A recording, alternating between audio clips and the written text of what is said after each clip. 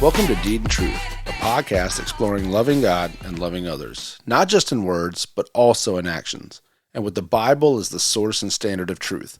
I'm your host, Tommy Morris, and we are back. That's right, it's been a minute.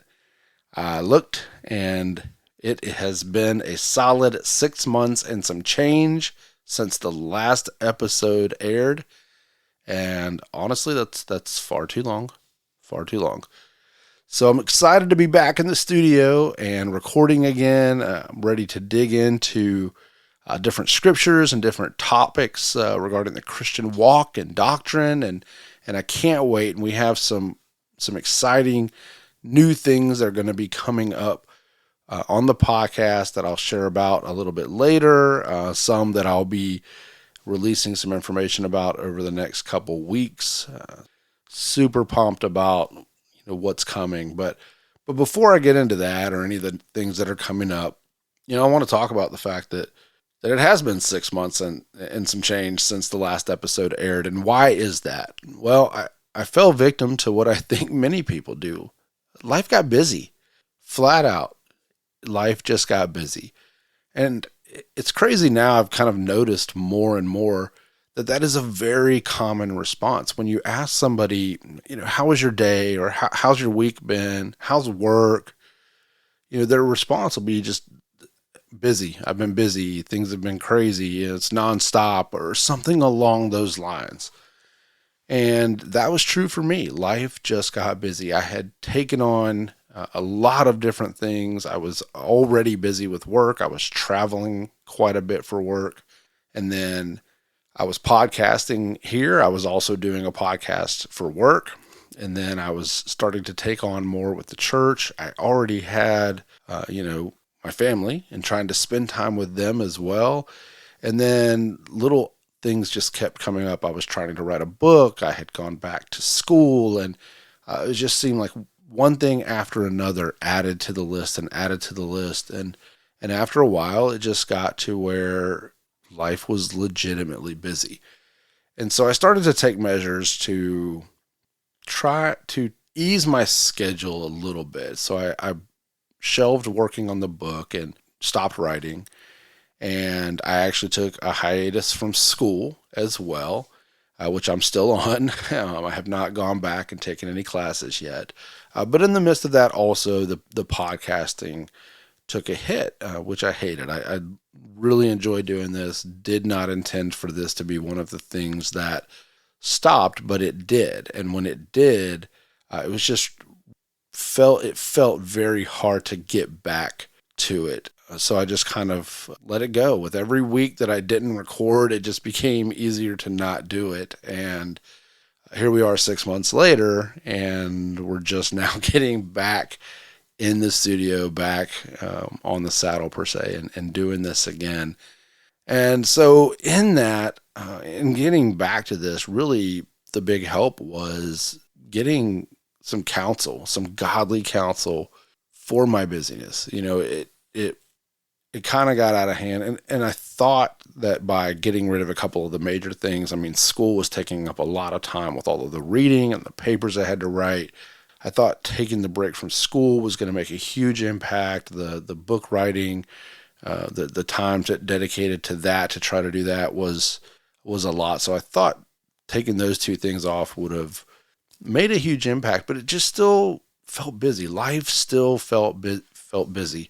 And I just want to say I'm very thankful for Andy Crumpler. He's been on the podcast before, and he is probably one of my main guys that I go to when I need godly counsel. I'm very thankful for his wisdom and for his insight, and just how he processes through things and is able to give a godly counsel that is both logistically sound in as far as application and in your life, but it is also, from a heart of one who wants to see God honored and lifted up.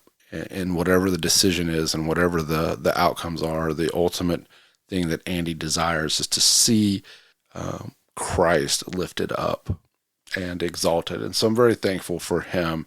And so he's been helping me, and he's going to be giving me some tools that are going to help me just kind of get thoughts out on paper and start to organize it all and prioritize it to where things can be more manageable. Because the thing I found, and I can't say I found this on my own, I actually ended up reading Crazy Busy by Kevin DeYoung, and I want to thank him for making it just barely over 100 pages, because it made someone who is busy, it made it very easy for someone who is busy to read. And so, Kevin DeYoung, you'll probably not hear this, but thank you.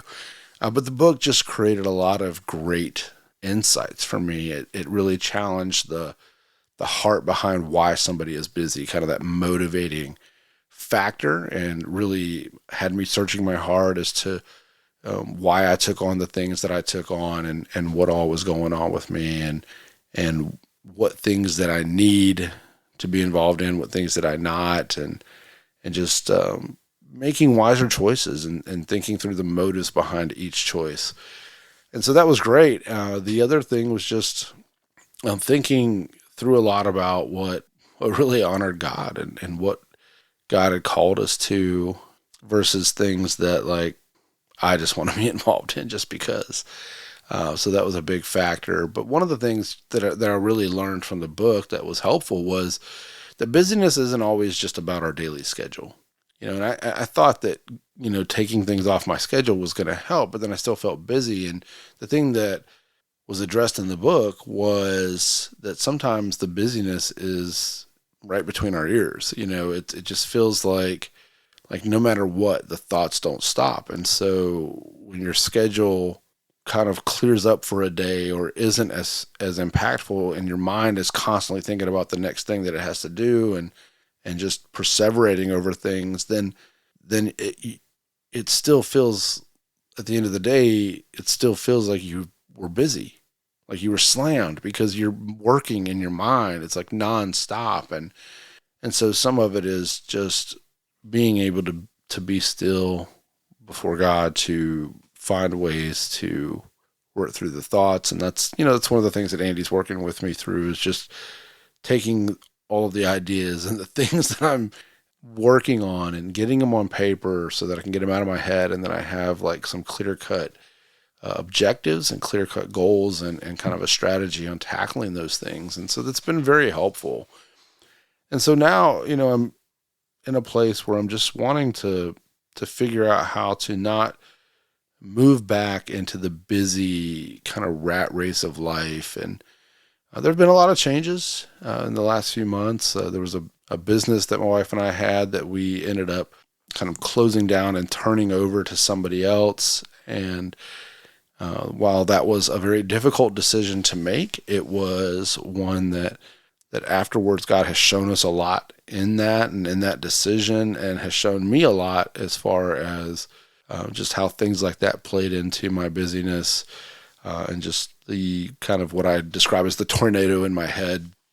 So that was a big thing. And I've changed jobs, and my travel is a little bit different now, but also it's the summer. There has been less activities in the summer, it seems, as far as, school and sports and things like that. So that's been a little easier to manage. But as we're kicking back into the fall, and, I'm looking at what life looks like, it was time to get back to the podcast. At some point I'd like to start working on the book again, and I'd like to go back to school and finish that. But right now, the first thing that I wanted to jump back onto was the podcast. So as we're back in the studio, there are a lot of changes, as I said, that are coming.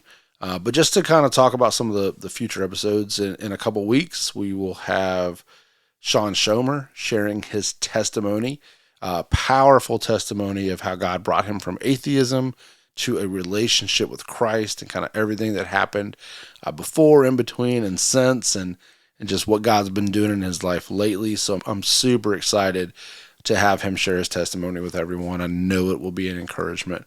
Next week, though, we are actually dropping an episode that was previously recorded with a young man, Jacob Stouffer.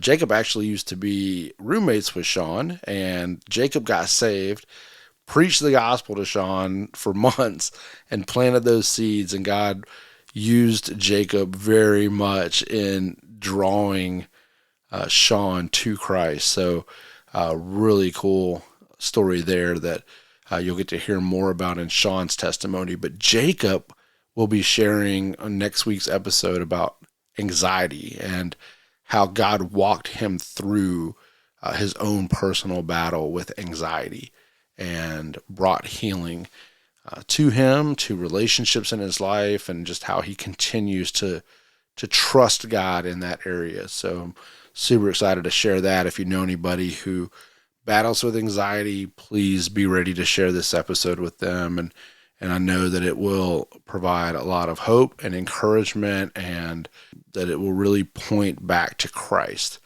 as our healer and our deliverer. And super excited to share that. So with that, there are also some changes that are going to be coming up within the next month.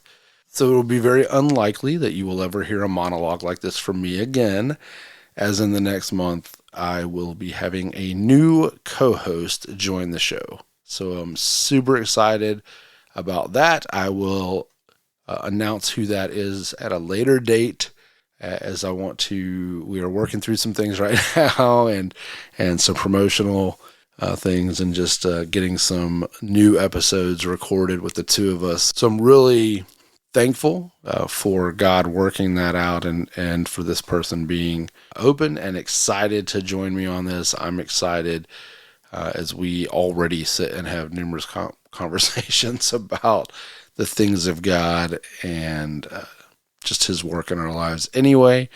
And so it will honestly just feel like you all get to just kind of eavesdrop on our conversations about the Bible and about God. So I look forward to announcing that here in the next couple weeks as far as who that is going to be. So also, as far as topics that are going to be up and coming, my new co-host and I are going to be looking at the Apostles' Creed and kind of breaking that down. We're going to be looking at religion and politics, or the religion of politics, I should say. We're going to be looking at the Lord's Prayer, the Beatitudes, and numerous other aspects of just daily Christian living, and what it looks like to take the Word of God and apply it into our lives. So thank you for listening. Be sure to check us out every Monday for a new episode, as I have a new guest in here to talk about loving God and loving our neighbors. Also, be sure to check us out for Freestyle Friday, as we talk with our guests just about what God's been doing in their life lately. You can find the podcast on your favorite podcast platform. Be sure to subscribe so you don't miss an episode. Go ahead and give us a 5-star rating and share the podcast with your friends. You can connect with us on social media. You can find us on Twitter at Deed_Truth, and on Facebook and YouTube by searching the Deed and Truth Podcast. You can also check out our website at deedandtruthpodcast.com, where you can check out the latest episode, connect with us, send us a message, or even leave us a voicemail. All right, well, thanks for listening, and until next time.